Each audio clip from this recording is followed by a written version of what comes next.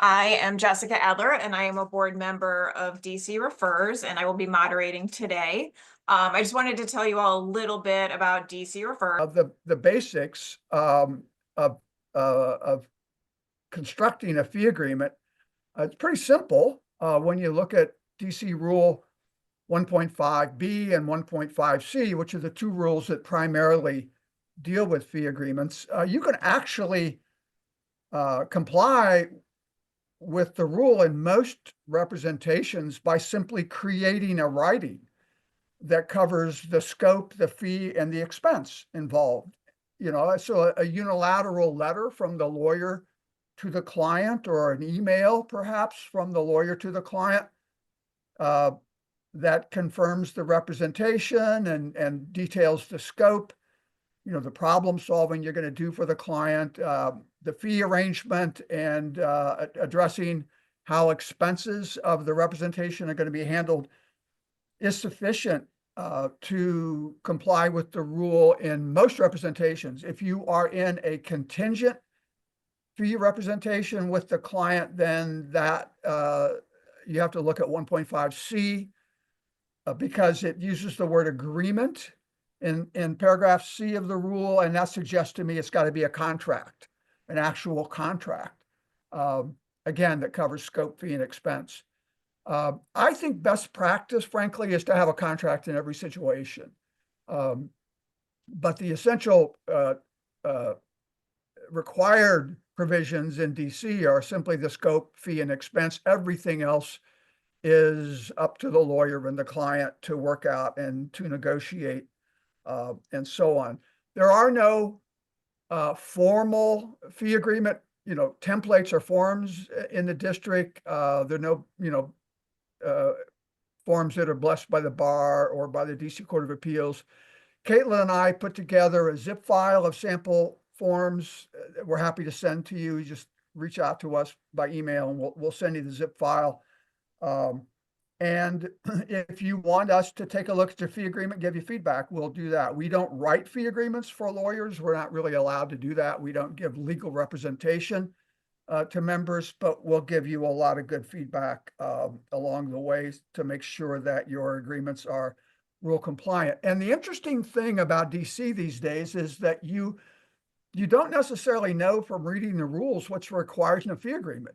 You really need to keep up with the case law, in particular, in Re Mance, in Re Pons, in Re Alexi, that just came down in August of last year, tell you what you need to do in certain kinds of fee agreements, specifically advanced fee representations, or PONs, if you're engaging in the dangerous conduct of waiver of entrustment.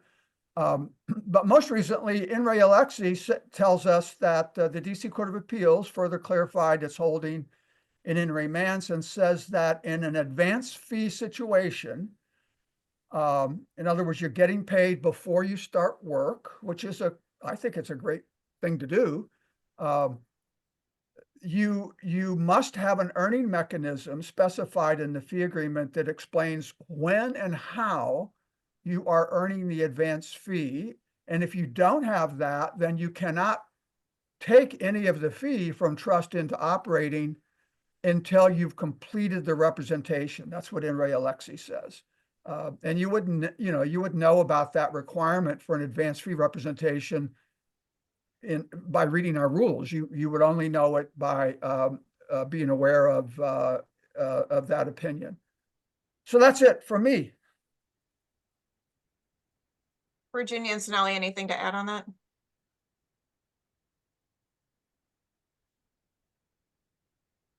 No, I mean, I agree that having it as a contract is best practice because it, especially if you're in the unfortunate situation that things start going awry with the client, it is helpful to have said, oh, look, you signed this thing saying that, you would be in touch with me about, important facts of the case or whatever.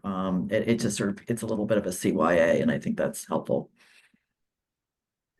And if you are a DC bar member, Dan and his PMSC do have sample retainer agreements that they can provide.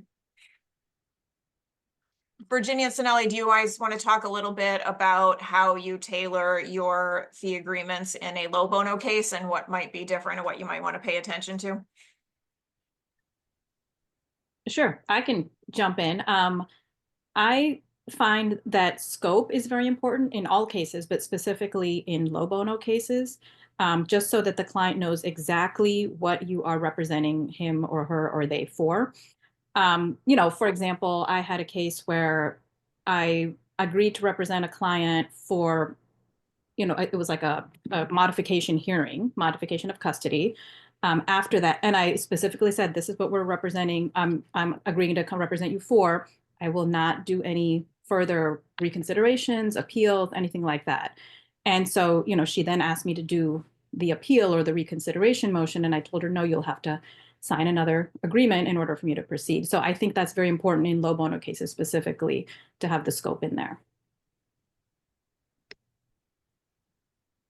Totally agree, and that kind of gets into the question about limited scope representation, which I know in planning for this meeting we talked about quite a bit, and the DC bar the bar rules allow for limited scope representation, for a particular hearing or a particular motion, something like that.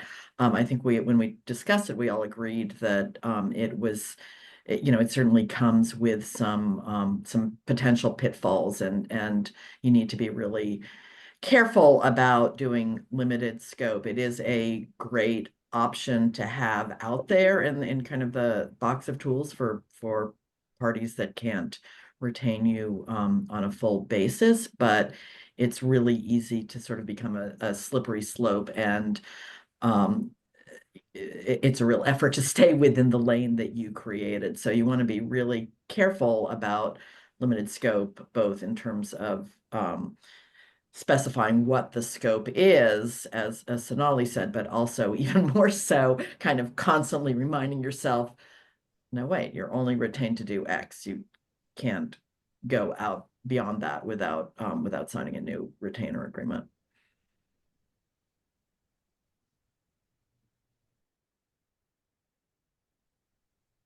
I also, just piggybacking on what Virginia said, we talked a little bit about limited scope and entering your appearance in court versus limited scope and doing something where you don't have to enter your appearance. Obviously, if you don't have to enter your appearance, that is a whole different, set of circumstances. If you're just helping the client, for example, respond to discovery or draft discovery or something like that, and you're not entering your appearance, versus a judge, if you enter your appearance, a judge may not understand or may not let you out of a case once you are in it. So that's the risk. And with low bono, can you talk about your intake process and how you vet people for low bono and what might happen if they cease being low bono at some point? Yeah, that's really important. I mean, we have sort of client information forms that we get, for all clients, not just low bono ones, just sort of a basic information, but we do ask for their income information there, and I guess more for a divorce case, we would be asking asset information. If it was just custody, we may not ask that, but we would ask their income.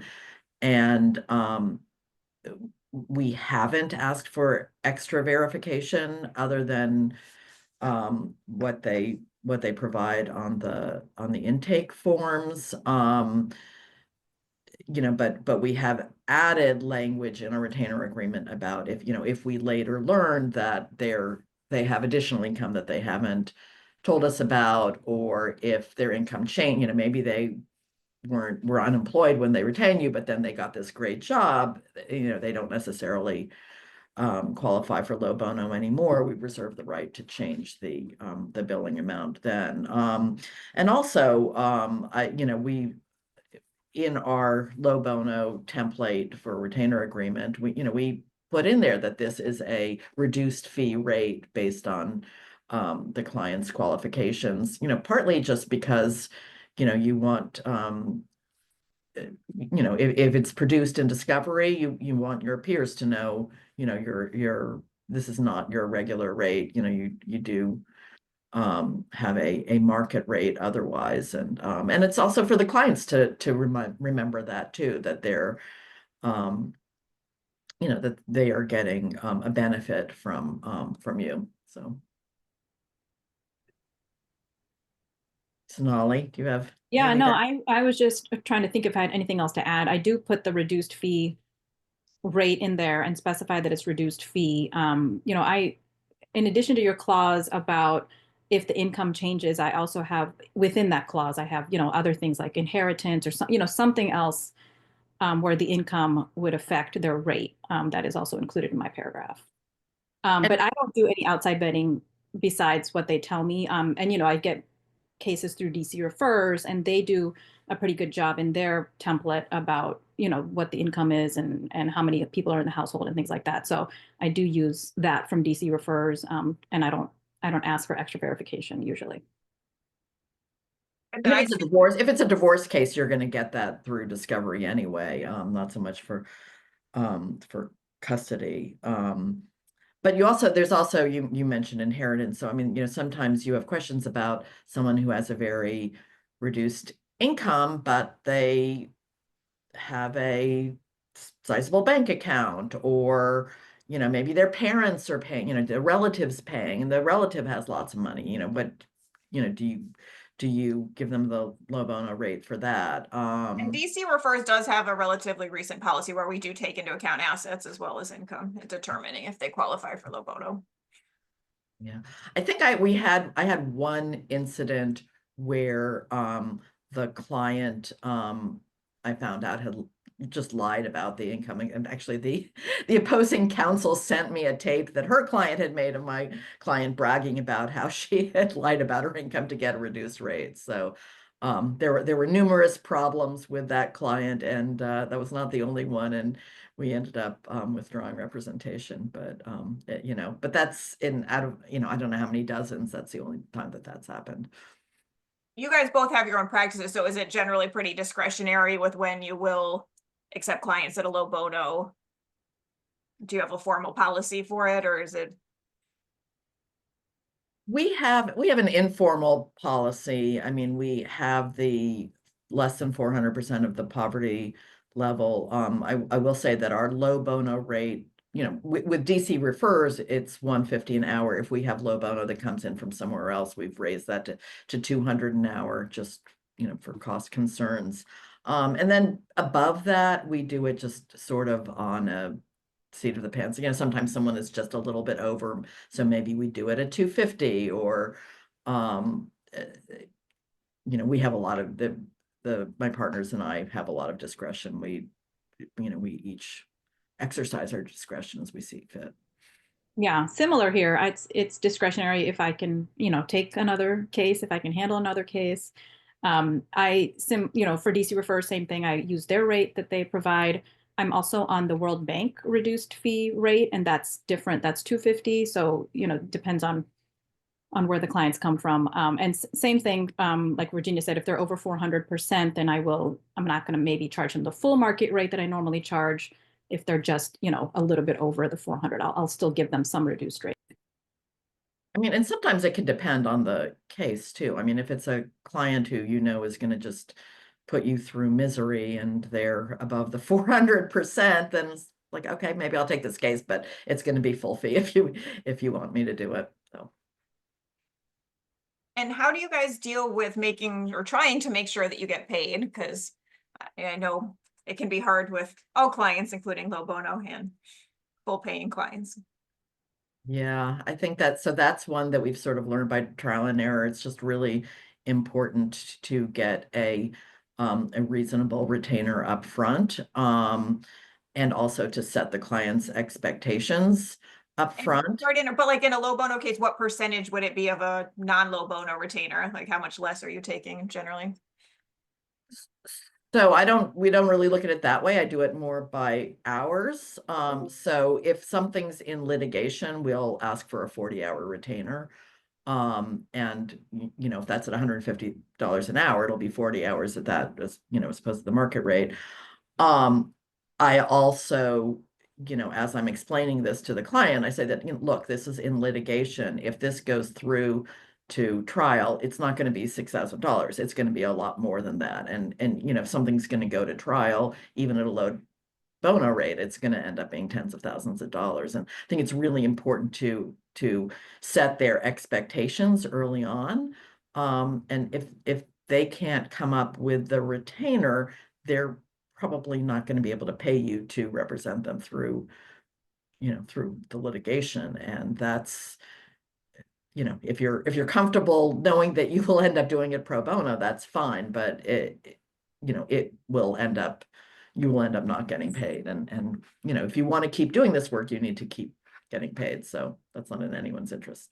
Yeah, I do similar. I kind of calculate if it's like in litigation, like you said, I am asked for a certain amount up front, 30 hours up front or whatever. If it's not in litigation, I know I'll consider asking for something a little bit less, like 20 hours, 15 hours sometimes.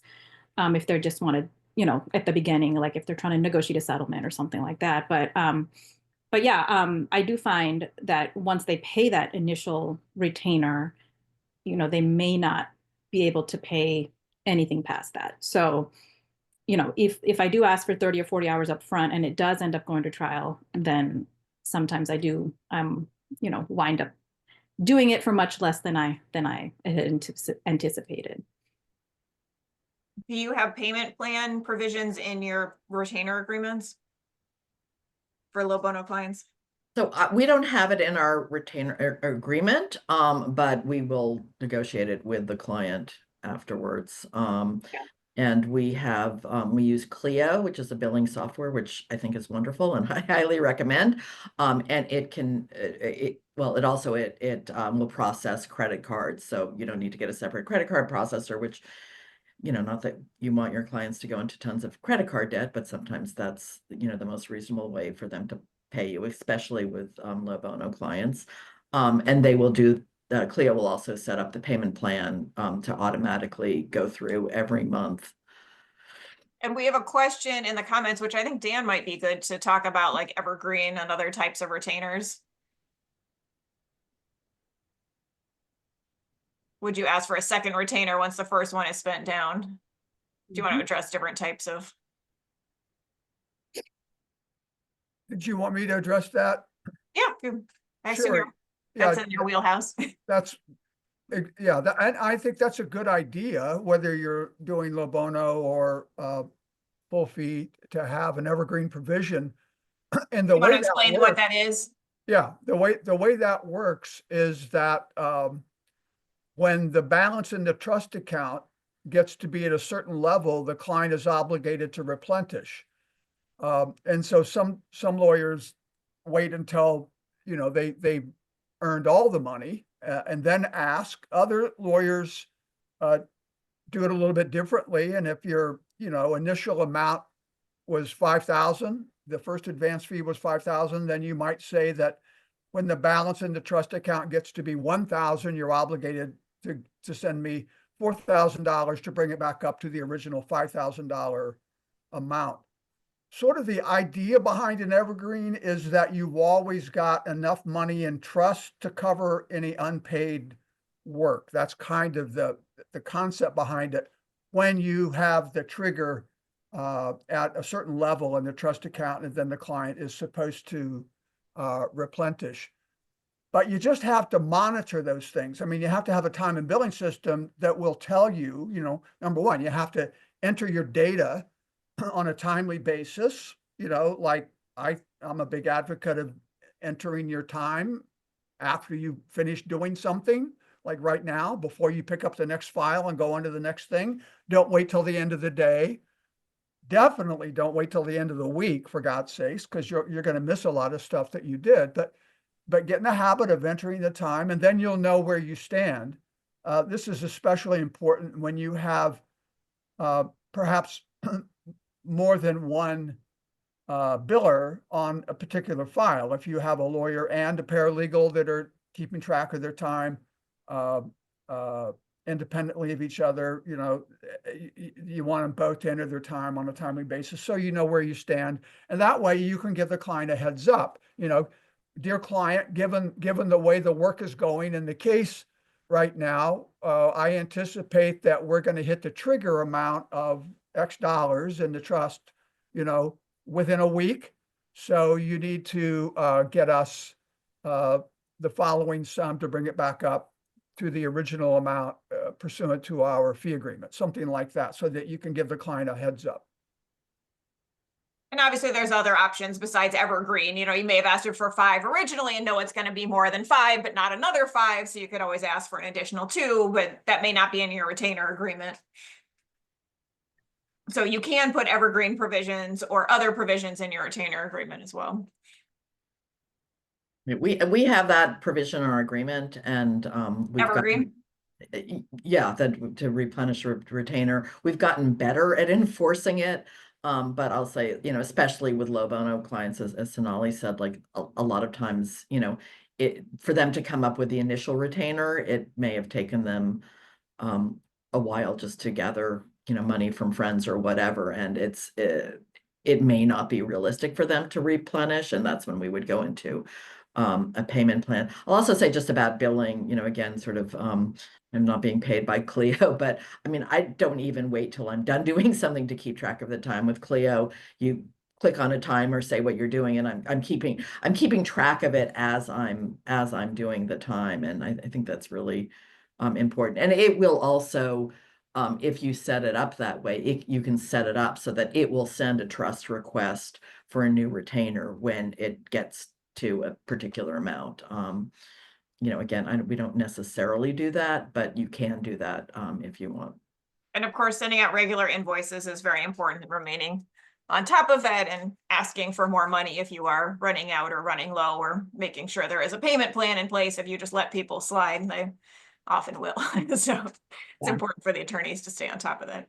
Yeah, I mean, I always ask for another retainer once the first one is run out, but sometimes we get part of it and sometimes we don't. I do have payment plans, once the case is done, I will request that the client get on a payment plan. And that has usually been, for me at least, more successful. And I'd also say with the payment plans, and again, we've sort of learned this by trial and error, like you want it to be a reasonable amount. I mean, if they owe you $30,000 and, they're paying $100 a month, that's not gonna do it. So you want it to be something that's, realistic, that they will be able to pay it off. We have some questions. Logistically, how does DC Refers refer cases? Does it contact the law firm to say the potential client qualifies and needs assistance, or does the potential client reach out to the firm directly? Trying to figure out how a law firm will know if a client comes in through the DC Refers program. So we do, we actually utilize some artificial intelligence to help the clients try to make sure that they get to the right place, and they can either reach out to the lawyers directly, or we have a website and you can kind of play around with suggestions of lawyers who may fit your legal need. So we try to get them to the right place, and they can always reach out to the board if there's an issue. And if anyone else on the Zoom and on our side, like as the lawyer, what we'll get is I'll get an email from DC Refers saying, a client has been matched with you. You've got the name, the phone number, the email address, and it'll say like if there's some sort of deadline, like a court date coming up or something like that, it'll have that included. And so then I will usually reach out to the person either via email or phone and just say, when can we set up a time to talk?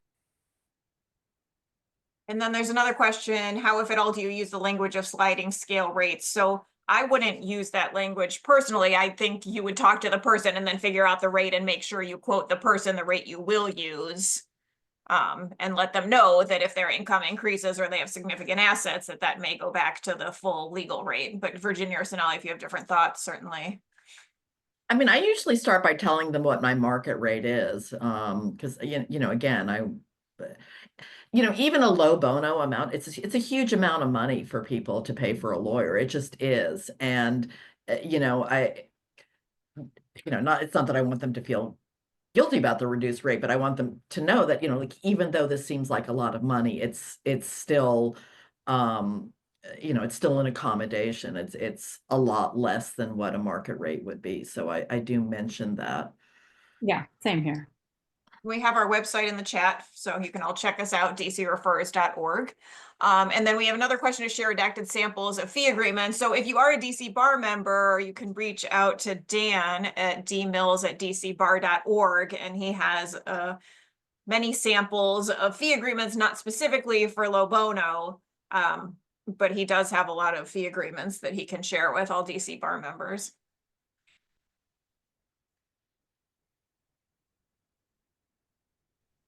I'll just add, they're not redacted samples of actuals. They are word templates that, as they sit in their unused state, they are rule compliant. Of course, you know, once you start to use it and use it in an attorney-client relationship, then it's going to be up to you to stay rule compliant. And there is a low bono sample in there. No, it's not low bono, it's limited scope. I'm sorry, I misspoke. It's limited scope because DC Superior Court allows limited scope in everything except criminal cases, as I understand it these days. And so we created a template for limited scope.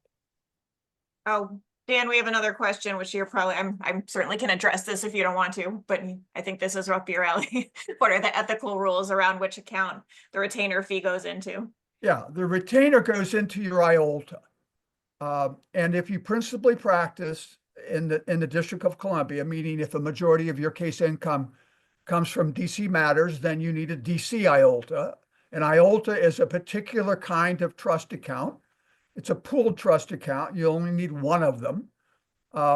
If you principally practice in Maryland, then you would have a Maryland IOLTA. If you principally practice in Virginia, then you have a Virginia IOLTA. You only need one. If you're licensed and practicing in multiple jurisdictions, it's driven by where a majority of your case income comes from. And the advance fee goes into the IOLTA, and then your fee agreement determines how and when it is earned and transferred to your operating account. And the rule is Rule 1.15 of the DC Rules of Professional Conduct. And this is something you need to be really careful with. I think that's one of the highest reasons people get into trouble with the ethics. So you have to be very careful not to move money before you earn it, and to move it appropriately and to keep it appropriately in your trust account. That is something you really want to pay attention to. And the DC Bar, including Dan, has wonderful CLEs on all these topics. One thing with, oh, I'm sorry. Sonali, we have a quick question for you. Can you talk a little bit about what the World Bank reduced rate was? I was wondering what the World Bank panel was also. Yeah, so World Bank has its own little list of attorneys that will provide services to their employees for a reduced rate. And you can, you know, they want, you know, they don't want market rate. They want something a little bit less. And so generally they tell me like around 250 is what most lawyers are quoting them. It used to be a little bit less. You know, when I started with it 10 years ago, it was like 150, and slowly it has gone up through the years. It's just a contact that I have that reached out to me to ask if I would be interested to be on the panel. I can certainly share that in the chat if you guys want to contact that person to see if you can get. Don't every employee I've had from the World Bank makes a lot of money? Don't most of them make a lot of money, so should not qualify for a reduced rate? Or do you represent people there who do not make much money? Yeah, I mean, there's some that I have clients that I've had that are more like in administrative roles, Okay. or, you know, things like. Virginia, you were saying something before I interrupted you, so please go ahead. Oh, just about the retainer. One thing when I meet with a client, when I do the initial concept and I explain to them about the retainer, I make the point that it's not a fixed fee, and it's like prepayment, but you know, you need to, if they haven't had experience dealing with lawyers before, they don't necessarily know what a retainer is, and they don't, you know, they may think it's a fixed fee, or they may think that it's, you know, that you're going to keep all of the money, even if it ends up being a short representation. And I always explain, you know, you're always billed by the hour. If we don't use it all, you'll get a refund. If we spend more time, you're going to keep being billed. And I think it's really important to explain that very explicitly, because just lay people don't understand that otherwise. And we have another question. Does DC refers permit contingency fee agreements for low bono cases? So we actually just recently adopted a contingency fee policy.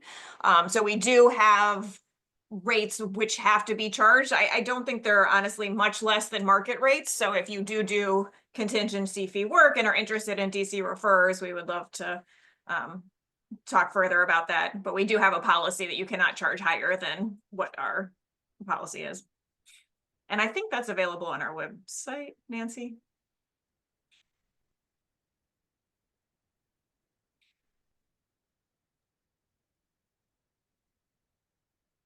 Now you're unmuted, Nancy, go ahead. Yeah, I think so. I will look, and if it is, I will connect us in.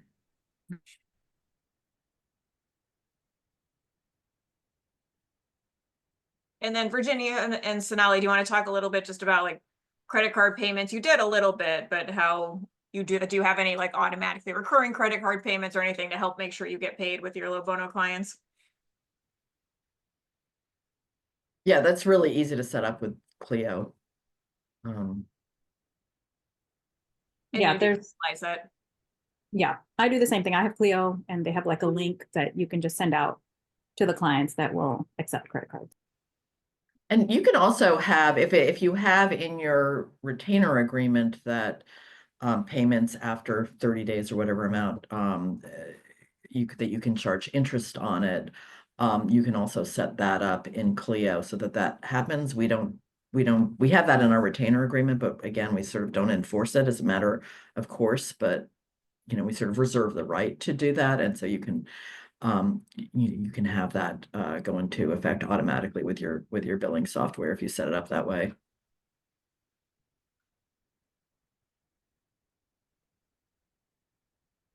Oh, and the contingency fee policy is now in the chat. So hopefully you guys can open that and check it out. Any other questions from the audience that you guys want us to address?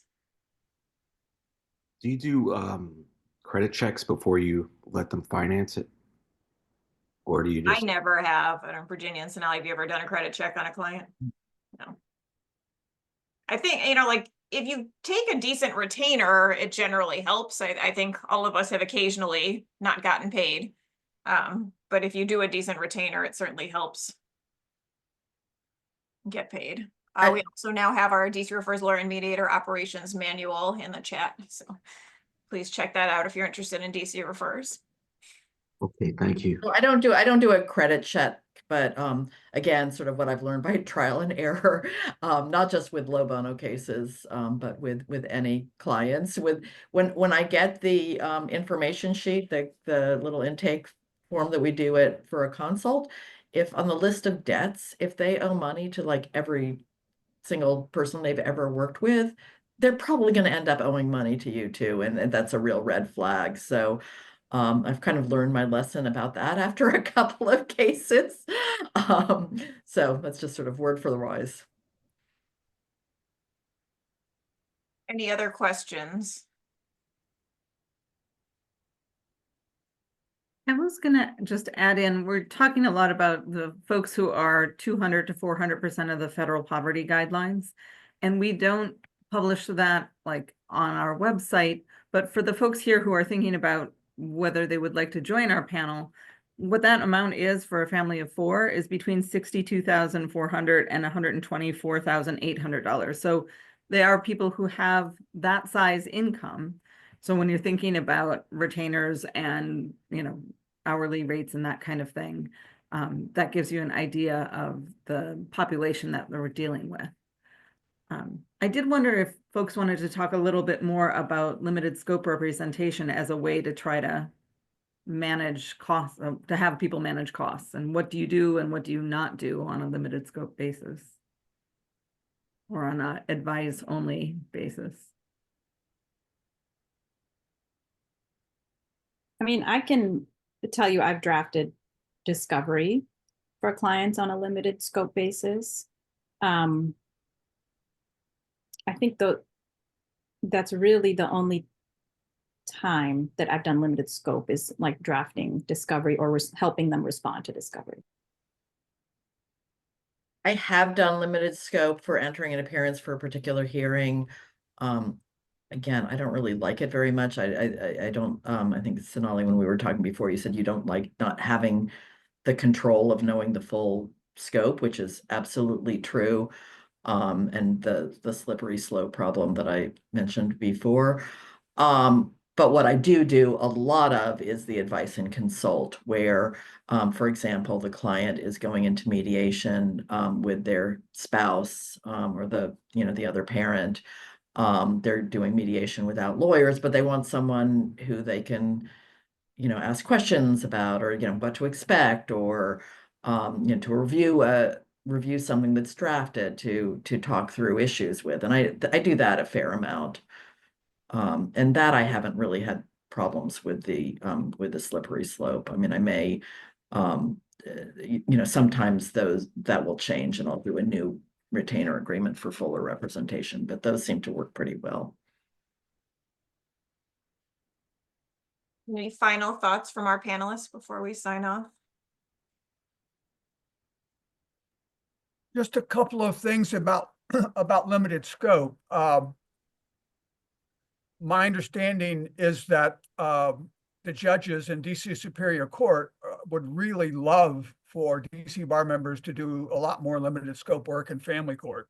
I heard one of them say not long ago that they go for days without seeing a lawyer in family court. So that's why they changed the rule a few years ago to allow limited scope representation in any civil proceeding in DC Superior Court. If you limited scope in, my understanding is if you limited scope into a civil jury trial, you're in for the whole trial. You can't just show up for the closing argument. But they're really interested in lawyers doing it in family court. And there's a rule, I think it's 1.2, that addresses limited scope. And DC is a jurisdiction that is very pro-limited scope by the rules. But one thing you should know is that the client has to give informed consent to a limited scope representation. Normally, that's easy to do because they want it. And the reason they want it is because that's all they can afford. They can't afford full scope. But the lawyer just needs to make it clear to the client that, the problem solving I'm doing for you is very limited. It's not a full scope problem solving. It's a limited scope. And this is what I'm going to be doing. And you define it very carefully. And then the rule also says, and this was a recent amendment, that the limited scope representation has to be reasonable. And I've always been sort of struck by that, because I think I can make a good argument that full scope is much more reasonable than limited scope when you're representing somebody. So I'm not quite sure what that means, when a limited scope has to be reasonable. I guess it means, don't take on more problem solving than, you can handle, under a particular set of circumstances. And if you want to get more guidance about that, you can talk to the ethics folks here at the bar, Hope Todd, Solsinger, and they can give you guidance on what that means to make sure that your limited scope representation is reasonable. Virginia and Sonali, any last thoughts before we sign off? Just that, as I don't remember if it was Dan or Jessica that said this, but there are a lot of people in DC that do go pro se, and that this is a, valuable service, so that if you can provide it, I would encourage those of you on this call to provide it. Yeah, it's very rewarding. Absolutely. Great. Well, thank you everyone so much for coming. We really appreciate it. And feel free to reach out to any of us if you have questions. We're all happy to talk to you. Thanks so much. Thank you all. Thank you. Have a great day, And everyone. we'll send out a link to the recording and some additional resources